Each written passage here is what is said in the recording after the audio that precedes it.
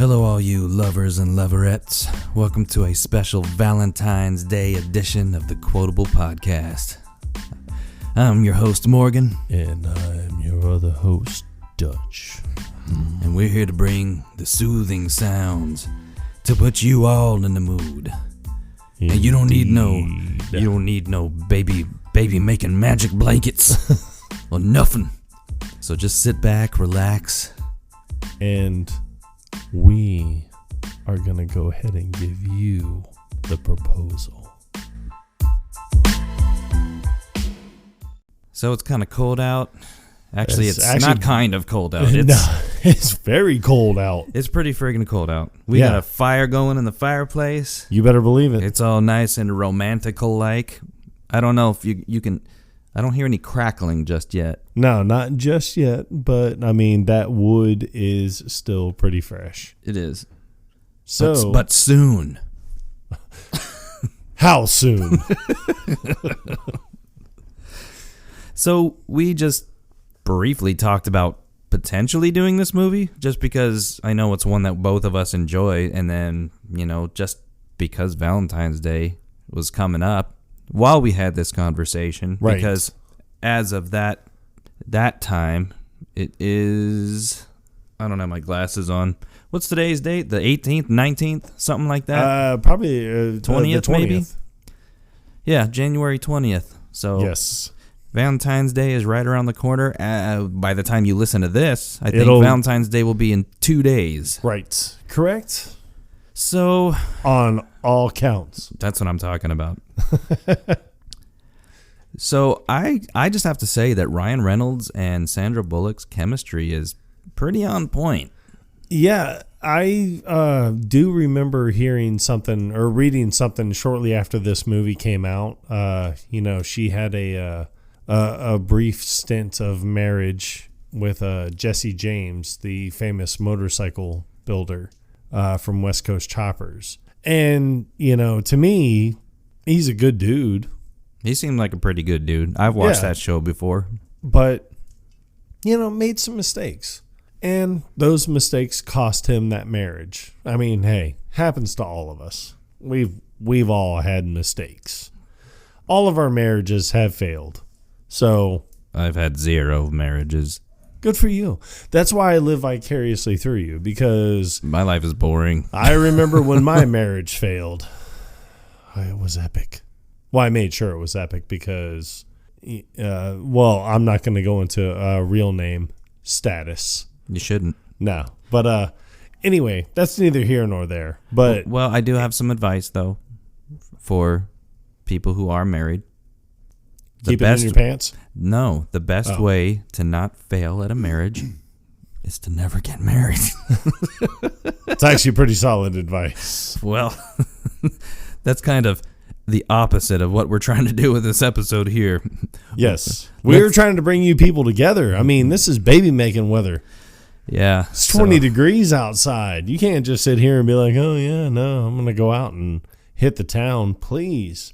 Yeah, so let's get back into the romanticisms. Yeah. all of that stuff. You didn't tell me that your family owned the entire town. Sorry, it never came up in the past 3 years because we were busy talking about you. Ooh, sick burn. You never told me that you were rich. I'm not rich. My parents are rich. My parents are rich. That's something rich people say. Ipso facto, you're rich.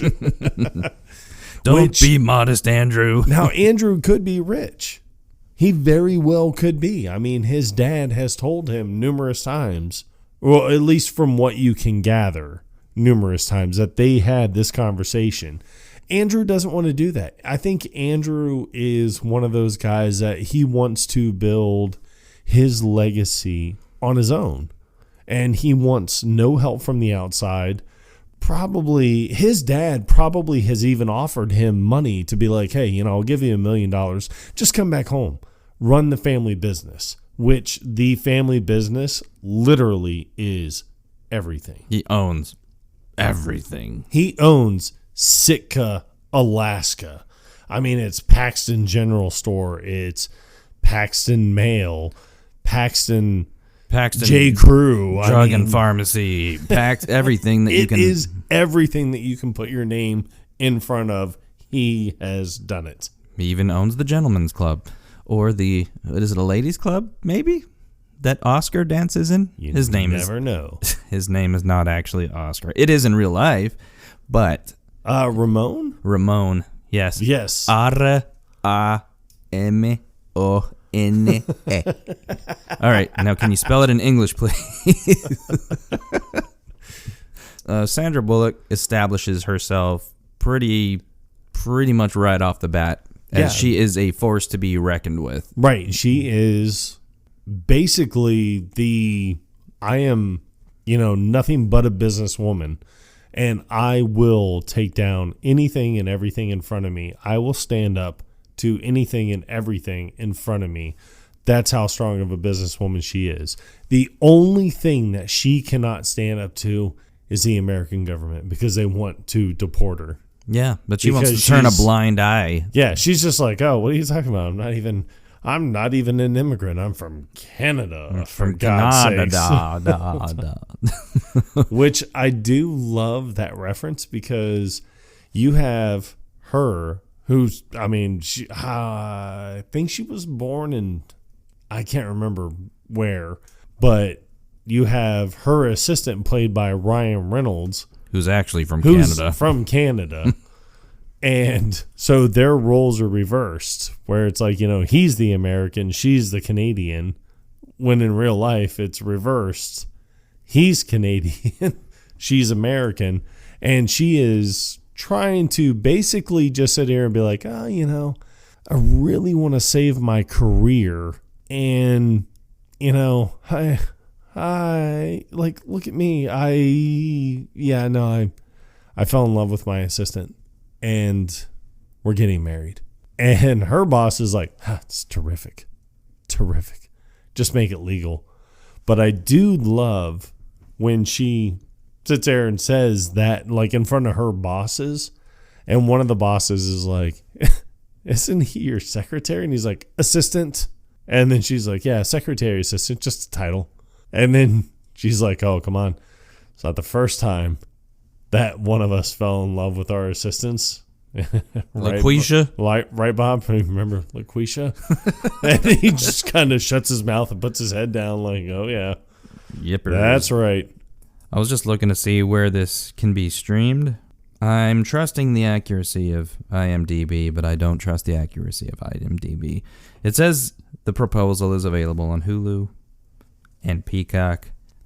Sci-fi, which makes absolutely no sense. This is not a science fiction movie, but it is available to rent or own on Prime Video. Well, Sci-Fi probably threw it in there because most likely Sci-Fi is also owned by the USA Network, and they own Bravo. And I think when I was looking it up earlier, I think it's coming on TV today or tomorrow on Bravo. The proposal? So, yeah. So that's probably why it says Sci-Fi. I guess that would make sense then. Yeah. That moment where she announces that they're engaged and Andrew walks into the office and this is the first he's hearing about it. Right. Like, come in here, honey. Like when she gets the idea because he was like, hey, Miss Winfrey's assistant's online. She's like, yeah, I know. And he was like, I told her you were otherwise engaged. Yeah, because they were trying to get this, famous book writer on Frank. on Oprah. Yeah, you don't know who it is, but it's just they just refer to him as Frank. That's the only indication of a name or anything. But this did lead to a funny scene where she had to fire Bob Spalding, because he didn't even make the effort to try to get Frank. You didn't on even Oprah. Call him, did you? No, because yes, I understand. Frank can be a little bit difficult to deal with for you. But I'm Margaret, motherfucker. Yeah. And she got him on Oprah. And you do find out later on in the movie, when they're up at Andrew's parents' house the first night, He calls the next morning, and I mean, the only thing that you can imagine him saying is, I think I made a mistake. I don't want to do a talk show. No, this isn't me. Like, but the man hasn't done an interview in 20 years. Yeah. It's like, no. Did you even call him? I don't want to be a part of this. I don't want to do it. Nothing. I mean, anybody can be sold on anything. It all just depends on the salesperson. Ha! That's right, Glade. I spit on that too. Jesus. Every 36 minutes, like clockwork. You know, Frank doesn't want to do the interview, at least from what you can tell. You never see Frank, you never hear Frank, you just hear a one-sided conversation. And at first, you know, Margaret is selling come on, let's do this. Let's put this book out there. Everybody wants to read this book. And you know who's going to tell everybody to read this book is Oprah. And I mean, that's the God honest truth. Oprah will tell you, hey, read Fat Kids on a Seesaw Eating Cupcakes. You will read it because Oprah said it. Oprah can wrap bird shit in tinfoil and sell it to Queen Elizabeth as earrings. Exactly. It's Oprah fucking Winfrey. She is a billionaire for a reason. Yippers. So, got no arguments here. Yeah. I mean, so she told you to go out and buy Frank's new book. Buy it. You're going to buy it because Oprah Winfrey said it. I'm not going to buy it because I can't read. Yeah. But that's just me. Yeah, and I don't even know what channel Oprah's on, so... But I will, well, it's Bravo, obviously, but I mean, I can sit here and honestly tell you, if I could read, I would probably buy the book. Because Oprah was like, hey, buy this book. And I would have been like, yes, ma'am. Yeah. If you say so. I will give you 20 of my hard-earned dollars. Doll hairs. So, in the beginning of the movie, Andrew is going out rushing to get coffee for Margaret. I guess it was, you don't really know, but I guess his power went out or whatever because his alarm clock is just flashing like the 12 o'clock. So when he opens up his eyes, he looks out and he's like, and it's one of those, I mean, I know everybody has been there. It's like, you know, you sleep and you're having such a good sleep. And then you open up your eyes and you're like, oh God, the sun's up. What time is it? What time is it? And he realizes, shit, I am late for work. And then you realize that it's actually Saturday. Yeah. No, not in this case, though.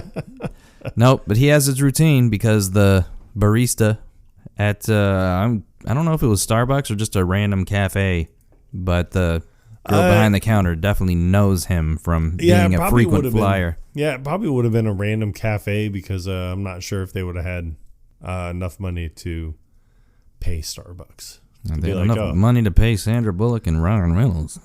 Yeah, well, that's where the budget went. I'll tell you that much. So they Starbucks coffee. But he gets to cut in front of this long line of people. Yeah, it wasn't a mermaid on the cup. It was a merman. So he has a couple close calls. Merman! Getting into the office with these 2 cups of coffee. And then as he's making his way to her office, because she's going to be there any second, he's got the guy with, I guess, the mail guy or whatever. Yeah. It's like a mail card or passing out files. It's weird because it looked like he was passing out books like in a library. Yeah, it was a similar kind of cart. Yeah, exactly. But he's like right there. Rub some dirt in it, dude.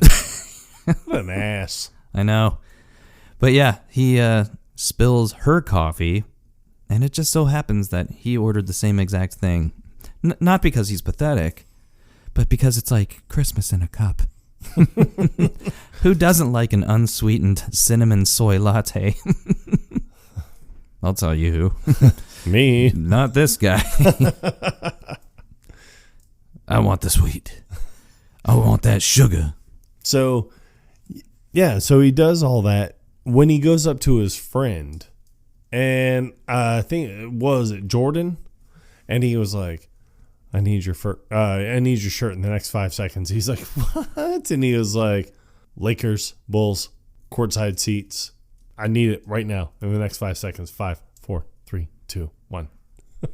And when Margaret gets to the office, she's walking up and she just looks over and here's this guy wearing a shirt, huge coffee stain down the side.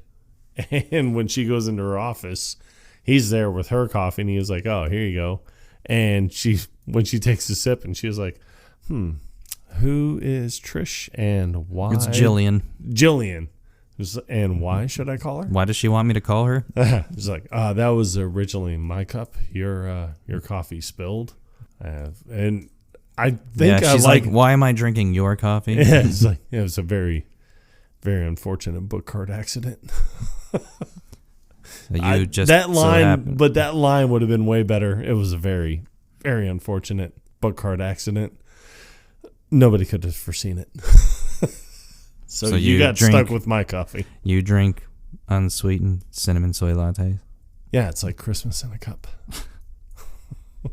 It's not because I was worried about spilling yours, or anything like that, because that would be pathetic. Margaret Tate's office. So what is one of your most memorable scenes? I know we talked about it before we watched the movie, but I do like when they first get to Sitka and she realizes that they're going to have to take a boat to get to the house because that's the only way to get there. And she's like, I can't swim. Hence the boat. But that whole moment from them getting out of the car and her fighting with her suitcase and him using her being a feminist as an excuse as to why he's not helping her. Andrew, why don't you help her? Oh, she's a feminist. Yeah, She'll get it. I do love that he defends it because he's like, oh, God, I'd love to, but she's a feminist. She won't let me. Anyway, let's go. Let's not linger on this topic. Forget about her, okay? So that whole thing to when she's climbing down the stairs. Well, first of all, the ladder? Yeah, she's climbing down the ladder, and then Andrew puts one hand up on her ass like, to try to helping her down. You. Hand off ass. Off ass. It's like, okay. And then she gets down, he's like, congratulations. I'm 100 years old now. So that's one of my favorite scenes. One of my favorites, and you and I talked about it right before, and it is such a great scene. But when Margaret is kind of realizing, like, I think I might be falling in love with this dude, so I need to go and get some air. And when they're laying in the bed, she was like, "Yeah, I'm gonna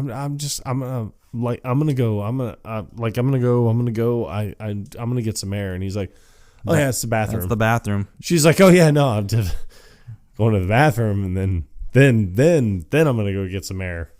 But when she goes out into the woods, and Grammy is out there doing her chants at the "Aye, oh, aye," and she's like, Ooh, aye, Margaret of New York, come down and join me in the chants. My, you're a curious one. But when Margaret starts chanting, she's like, what do I chant about? And she's like, whatever comes to your heart. Use your vowels. Just E, O, E, O, I-E, I-O, I-E. It's like, oh yeah, it's just, oh, to the window. To the walls, swept your down my balls. Louder. To the window, to the walls, swept you down my balls. Oh goddamn. Oh, ski, my mother. Oh, ski. I like how she censors it. But for Gammy. When Andrew walks up and he's like, "What are you doing?" And she's like, "What? No, I was with the chanting and everything, and Gammy was here and she told me, sing from my heart." Balls? That's what came from your heart? That's the first thing. Literally the first thing you thought of. It went with the beat, okay? Fuck off, Andrew. Well, your phone's here, so I figured I'd go into town and pick it up. You want to come? Yes. Yes. Yes. Let's go get my phone. Let's go see Let me go Oscar. check with Gammy first, though. Hey, Gammy, is it okay if I leave? Whatever you wants to do is what will be. So is it okay if I go? Yeah, go Yes! on. Yes. Yes. But she gets to go see Ramon again, which is awesome. Indeed. And Ramon pops up everywhere. I mean, he does everything. honestly, one of my favorite scenes from this entire movie is his introduction into it, because he is one of the caterers at the It's just like a welcoming party. Well, yeah, because I think this is before Gammy's actual birthday party. It was kind of like a welcome home Andrew kind of get together. Because he hadn't been home in 3.5 years. So I think it was the welcome home party. But here he is dressed up in, what looks to be like a tuxedo, but without the jacket. And he's like, "Oh, hors d'oeuvre, my lady." He's got a tray of hors d'oeuvres, and it's like something that he made himself that he's proud of, and he's like trying to get her to try it. And she's like, no, I'm sorry, I don't. But she turns her head and looks away, and when she comes back, he just shoves like food in her mouth, and she's like, "Oh, and then you hear Andrew in the back, and he was like, "Everybody, listen up. Me and Margaret are getting married," and she's like. And spits food all over. She's like, "Oh my gosh, I'm so sorry." And he's like, "It's okay. It's wash and wear." It's wash and wear. It's such a great line. Yeah. And I think that's one of the things that you and I talk about quite often. It is an overlooked line. Yeah. I don't think that a lot of people actually realize exactly what he says. That's what makes it so funny. And it's not just what he says, but that he seems so upset while he's saying it. Because it's like, is he upset because he got food on it? Or is he upset because he's embarrassed that it's wash and wear? You don't know. You have no idea. But it's Ramon, so fuck it. Yes. Fuck it, Ramon. But, so that was the first introduction to Ramon. And then, like, day 2. Oh, yeah, you have the surprise. Yeah, Gammy and Andrew's mom wants to take Margaret out for a ladies' day shopping and all this stuff, and then they a big surprise her. Surprise. Yeah, they surprise her with taking her to What are you talking about? I hate shopping. Oh, no, you love it. No, yeah, no, I hate it. I hate it. Oh, they have a big surprise for you. No, I hate surprises. Well, you're going to go. Yeah. You're going to like it. Oh, yeah, no, I'm not. Yes. It's like, yeah, you are. Hey, you have no choice. Give me a hug. They're going to think we're fighting. Yeah. You're all right, come here. That's nice. That's nice. And then she's like, second time. I swear to God. If you touch my ass one I more will time. cut your balls off in your sleep. Understood? Yes. Crystal clear. So yeah, Ramon is also an exotic dancer. Yes, the Sitka's only exotic dancer. It's very exclusive. Relax. Don't do it. When you're gonna go through it. I like when he brings it up later and he is like, "Hey, remember me?" I was like, "Yeah, relax. Don't do it when you want to come to it." Yeah, this is when they're going to pick up the phone because he happens to work at that store too. Oh, you remember that? He's like, "You remember this? Relax. Don't do it." And he's persistent, man. He's definitely taken to Margaret, who does not want to be called Maggie. I mean, come on. Who wouldn't be taken with Margaret? I mean, touche. I do. Another one of my favorite things is in the end credits. It's not like a blooper, but it's kind of like a continuation of where they left off. But you see Andrew's dad, and he was like, "Well, I love Margaret since the first moment I met her," which is, couldn't be further from the truth. He doesn't look like he loves anybody. No, I mean he even said it too. He was just like, he's like, what he's like, everyone up here didn't even know you were dating, and now you're marrying her. Like, come on, please.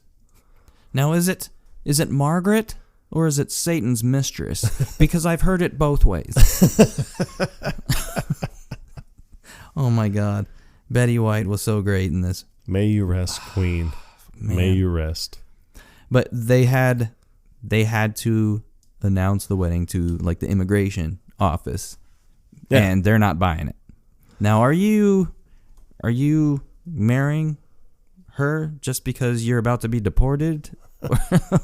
What? What? No. That's crazy talk. No. Not even a little. I do love how Ryan Reynolds was able to play that off the whole, I mean, even when she was like, come here, she's like, yeah, we're getting married. He was like, we're what? We're engaged. We're tying the knot. We are engaged. It's okay. We just we're in love, and we're gonna tie the knot. The love. Yes.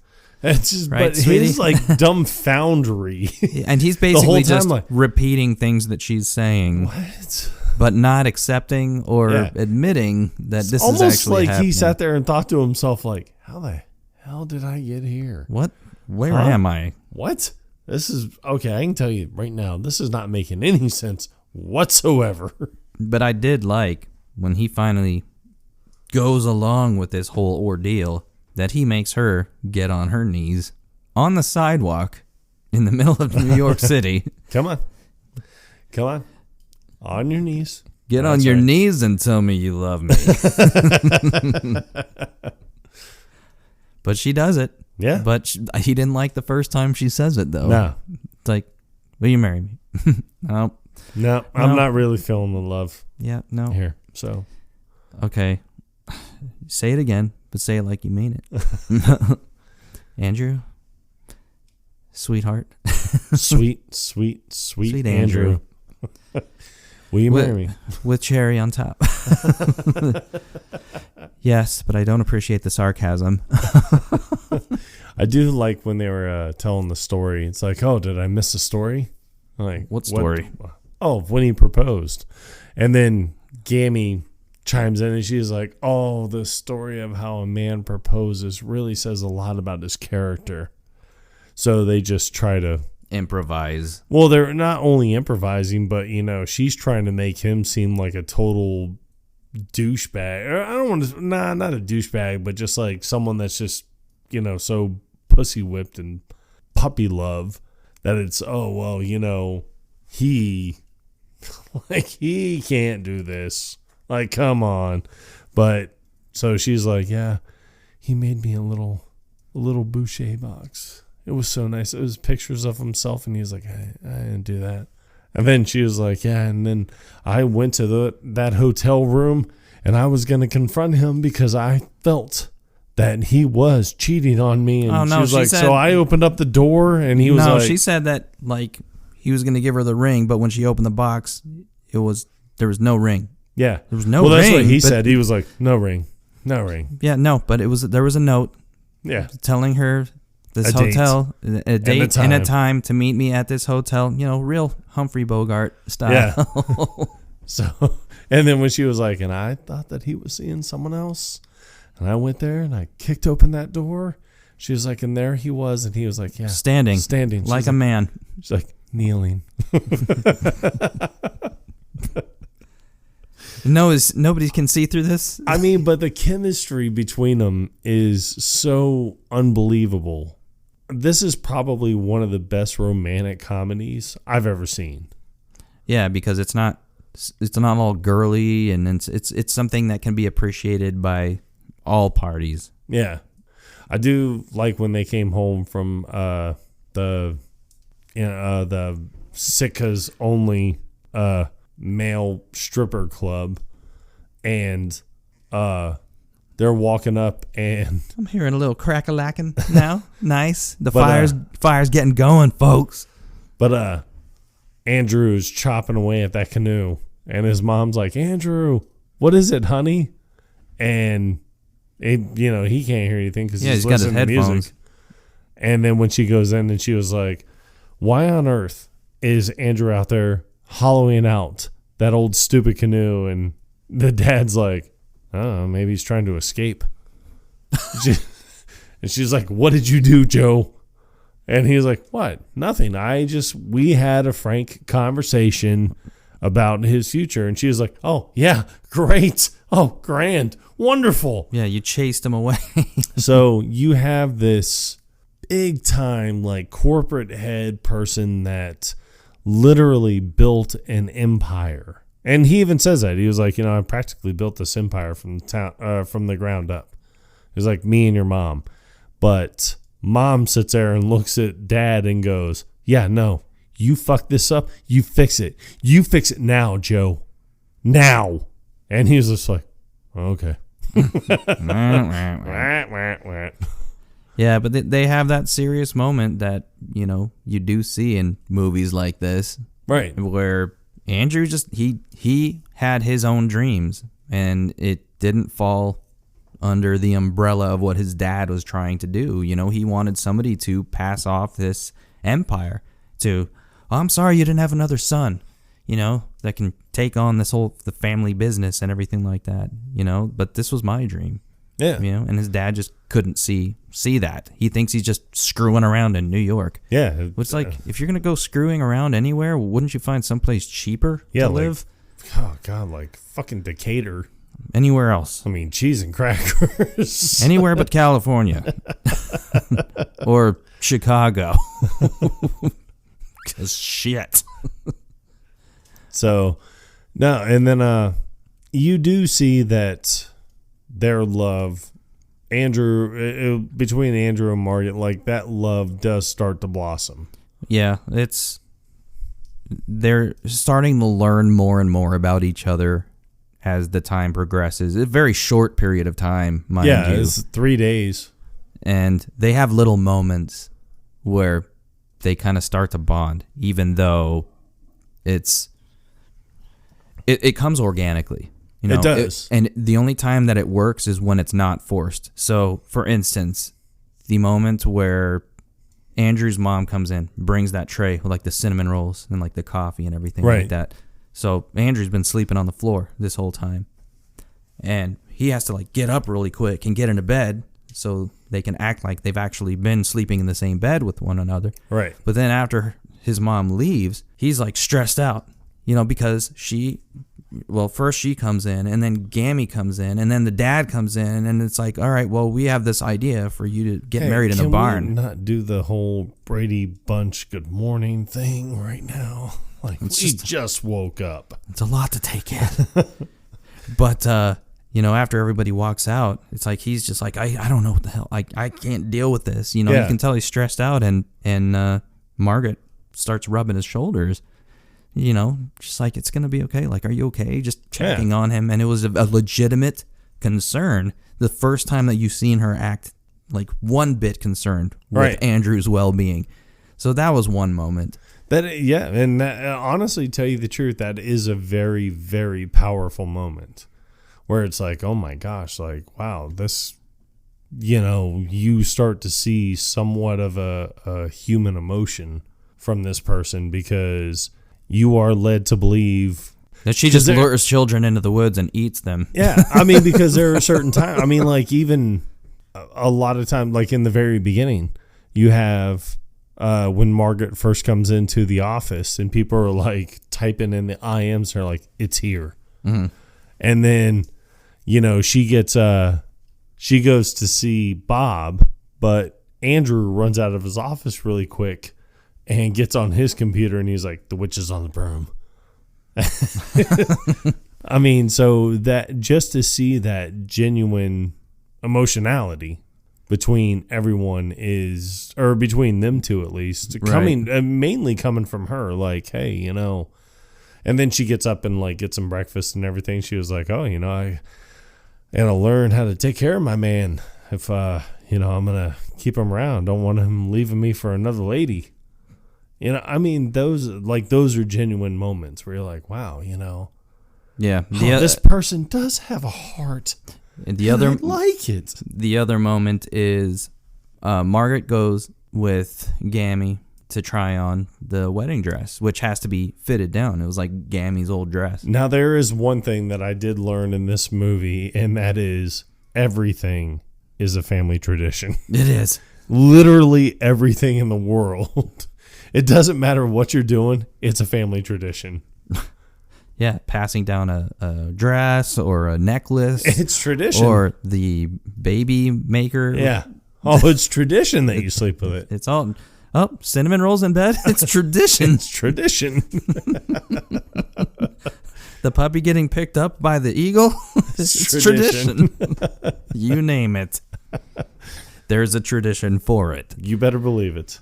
But no, it's the touching moment where, Gammy she's trying to fit Margaret in her old wedding dress. She's like, oh, where are your boobs? I do love how she starts off. She was like, well, I've always been a bit chesty. And I happened to be knocked up at the time I was wearing this. It's like, we're just going to have to find your boobs here. It's like an Easter egg hunt. It's like, they're in there somewhere. Oh, there they are.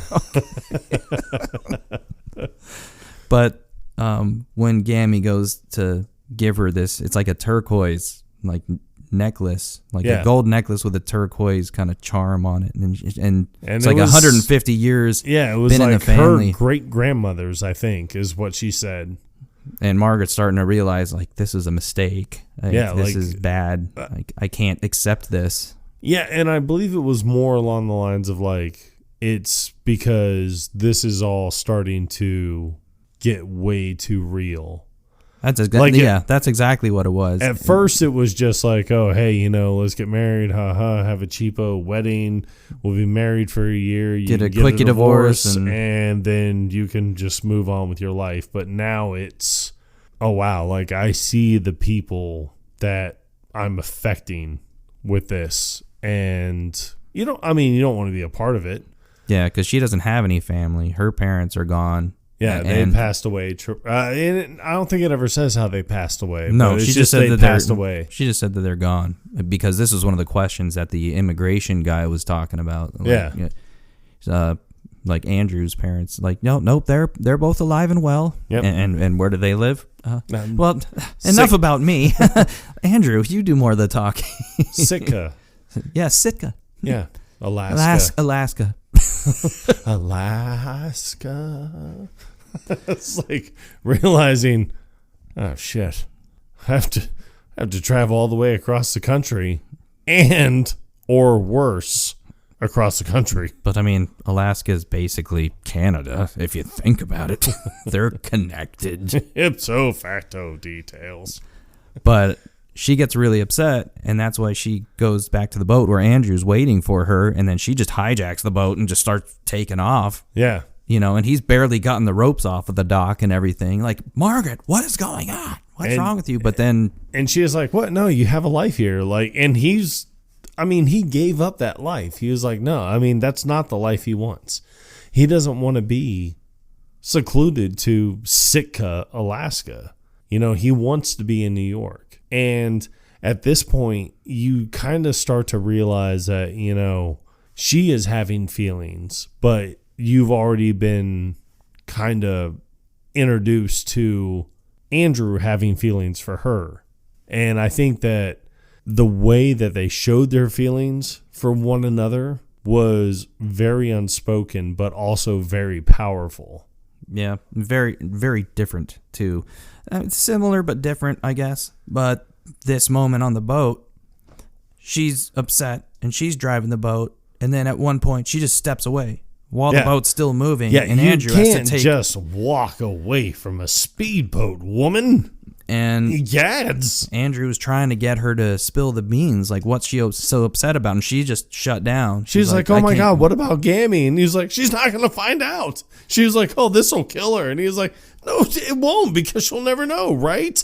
You said so yourself. Well, before she even starts talking, he has to take the wheel, and then they're heading straight towards that buoy, and he has to veer off, and she falls in.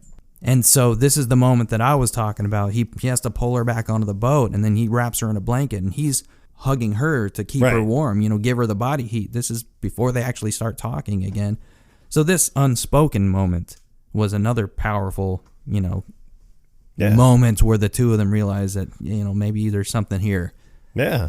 And then the third one that I felt was very powerful was, funny, but it was still a good moment where the two of them kind of have that connection because he's laying on the floor, she's laying in the bed, and she starts just revealing stuff about her that she thought may be relevant to the questions that they will eventually have to answer. Yeah, I think one of the things was every Christmas I read Wuthering Heights. It's my favorite book. It's like I hate flowers in the house. It reminds me of a funeral. It's like my first concert was Rob Bass. Rob Bass and DJ Easy Rock. That guy. Yeah. I haven't slept with a man in 18 months. And I think Brian Dennehy is sexy. And she names off a few other things, but then he's just like, you haven't slept with somebody in a year and a half? Oh, Jesus, God, I swear. That's the one thing you took away from this entire thing. No, that's a long time. It's like, are you there? It's like, yeah, I'm just processing. But I do love that he has to break the tension. Yeah, so he's like, who's Rob Bass? And DJ Easy Rock. Yeah, it takes two to make the things go right. But she does this like the DJ motions with her hands, and it looks super awkward coming from her because she's supposed to be this like straight-laced business woman. I think he starts laughing, and she's like, "What?" And he's like, "Nothing." I know who Rob Bass is. I just wanted to hear you sing it. It takes two to make an I can't get my voice that high. I had too much puberty. He's just having loads and loads of puberty at that time. He was full of puberty. Because they're in Alaska, certain parts of Alaska, and I'm assuming Sitka is one of them, that's impacted by it doesn't get dark. No. The days are like extremely long. So in order to sleep, they have all these like the whatever they're called. Yeah, you have to have room darkening curtains. Yeah, you have to have blackout curtains. So they actually have a remote that closes the blinds and shuts the curtains all in one go. But I do love that it seems like he hasn't been home in 3 years, but it's like he's not affected by the time. Yeah. By the daylight. Yeah, because he can just lay there on the floor, and she was like, yeah, I guess I'm not going to be getting a lot of sleep. This was another weird moment. Because he just holds up a remote like, click. Because, she lays down in the bed, and she gets comfortable, but then she, like, with her eyes kind of half open, kind of, like, leans up, puts her hands out, like, what are you doing? And I know what she was doing. She was trying to find a spot where the sun wasn't shining in her face. But the whole motion that she does with her body is super awkward. Like, what the hell is going on here? So that was a funny moment that I enjoyed. But then she gets the phone call from Frank. And she's shouting into the phone. Frank, yes, no, darling, I hear you. Yes, no, I have terrible reception here. Margaret! Jesus Christ! Sorry. Frank, let me step outside. The other funny piece, which comes into play in a few different scenes, is the little dog, which they didn't have this dog Kevin. The last time that Andrew was up there. Yeah. But yeah, the fact that its name is Kevin is hysterical because I love when people name animals after human names. Kevin. But Margaret has the scene where she goes outside, and it's right after that moment we just discussed. She goes outside to talk to Frank, and the dog gets out.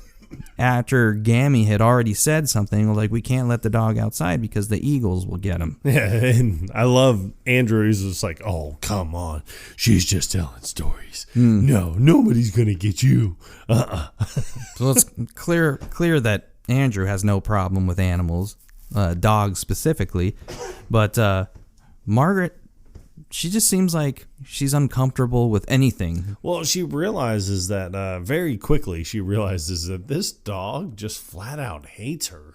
I mean, like, this dog does not even want to be around her. Well, she is Satan's mistress, so dogs can sense evil. You do find out in the credits also is when Gammy has Kevin, and she was like, "Oh, we can't even say her name around him." And he's like, Margaret. Margaret. See? Like, I don't know. I don't understand. It's weird. The damnedest thing. But she's on the phone. And have we really been talking for 36 minutes? About the dog? Period. Indeed. Man, but like an eagle actually does come and snatch the dog up. It does. But then I think she throws the phone at the eagle and it drops the dog or something like that. Yeah. And then she catches it. And then she picks up her phone and she was like, I'm sorry, Frank, I dropped my phone. And she was like, yeah, no, I really understand your concern. And the eagle starts to swipe down again because it wants the dog. So she just kind of holds up her hand and it takes the phone and takes off. And then she was like, oh, wow. But when he comes out and she was like, oh, no, wait, no, here, take the dog. I need my phone back. Please, my phone. Give me my phone. So she's running around the yard holding up the dog. And you see Gammy and Andrew's mom and they're like looking out at her like, oh, that's so cute. God, I thought she hated Kevin. But it's like. And Andrew walks up and he's like, what's she doing? I'm like, oh, she's outside playing with Kevin. But they make no mention of, like, why is the dog outside? We told her not to let the dog outside. Right. So when he goes out there, he's like, what are you doing? She's like, oh, my God. Oh, yeah, no. An eagle came down and it swooped and it took the dog. Your Gammy was right. Like, this eagle came out of nowhere. It took the dog and I threw my phone and it dropped the dog and I caught the dog and I saved the dog. But then it took my phone. And then it took my phone. And Frank is calling me on that phone. It's all right. We'll get you another phone with the same number and we'll pick it up in town tomorrow. Oh, okay. Crisis averted. Goodbye, dog. All right. Bye, Kevin. Woo! Dodged a bullet. So yeah, that was another funny scene. And then, a lot of other romantical stuff happens in this movie. Right.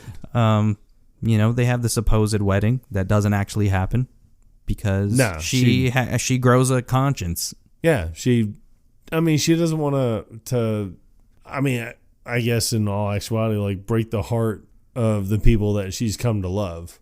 Which, as cheesy as that sounds, but that's exactly what it is. Like, she's come to love the mom. She's come to love Gammy. And in his own weird kind of way, comes to love Andrew's dad. So it's just. And maybe even Ramon. Just a little bit. Possibly. No. You never know. But that's why she was so upset when she took off on the boat, is because she's not used to being around family. She's not used to being around people who care about her. She forgot what it was like. And so that really hit home for her. She doesn't have that, and she realizes that what she's doing is going to impact the lives of other people. She can't be selfish. Right. And she can't follow through with this.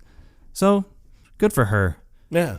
But the immigration guy had come up to Alaska because Andrew's dad called him and had him flown up. The guy called up there and Andrew's dad talked to him. He was like, oh, I had a nice conversation with him, so I flew him up. Yep, so he gave them 20 seconds to fess up.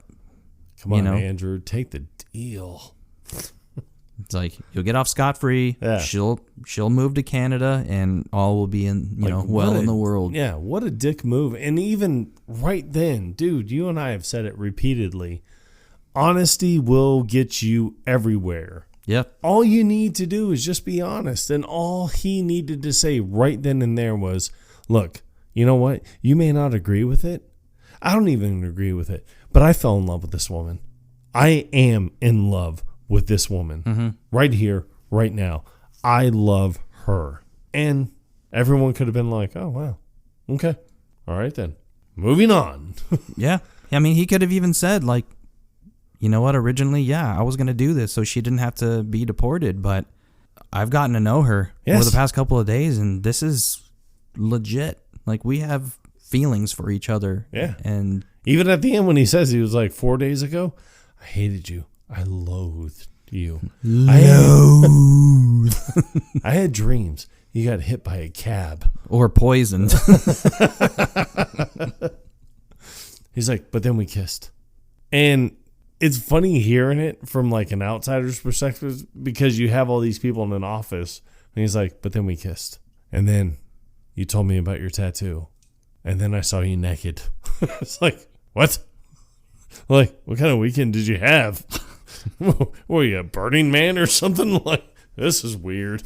That's right, Andrew. Show her who's boss. No, but that is a good moment because you can tell that this was a new situation for both of them. It both. It's for both. It both. She was obviously scared. Yeah. And T, I guess, I don't know why he was scared. I think he was scared just because it's unknown. Yeah. When it comes to marriage, you have no idea. It could be one way or the other. Who knows?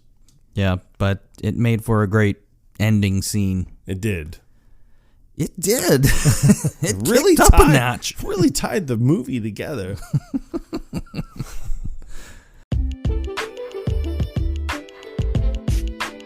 But yeah, that's the proposal. Unless you had anything else you wanted to add. No, nothing for me. Yeah, let the folks see it for themselves. Indeed. So, in 2 days, if you're listening to this on the day it comes out, it will be Valentine's Day. And you know what? Even if you don't watch it on Valentine's Day, it's a great romantic comedy that you can watch any time of the year. Right. And to both of you listening, from Morgan and I, we really want to say thank you. Thank you from the bottom of our hearts. And we wish you a very, very, very happy Valentine's Day. Get on your knees and tell them you love them. Okay. Nope, because then they won't be able to hear you in the mic. No, I do. I concur with that sentiment. Thank you all for those who have supported us throughout this past, I guess, year and a half. Right. What a roller coaster ride it's been. And thank you for sticking with us. But once again, you got to give us some feedback. We're waiting for the direct messages. We want to know what you want to hear and all that fun stuff. Yeah. Even if it's just feedback, we'll take it. Yeah, gladly. and let us know. I'm sure there are a million movies out there. Well, Yeah. more than a million. Yeah, like over 1,000, I think. But let us know what you want us to do, and we will gladly do it. We will gladly think about it. And but let us know, because if you don't let us know, then we're never gonna know. We're just going to keep doing what we're doing. Exactly. But anyway, thanks again, everyone. Hope you enjoyed this episode as much as we did recording it. Exactly. And until next time, Quotable Podcast out. You poisonous bitch!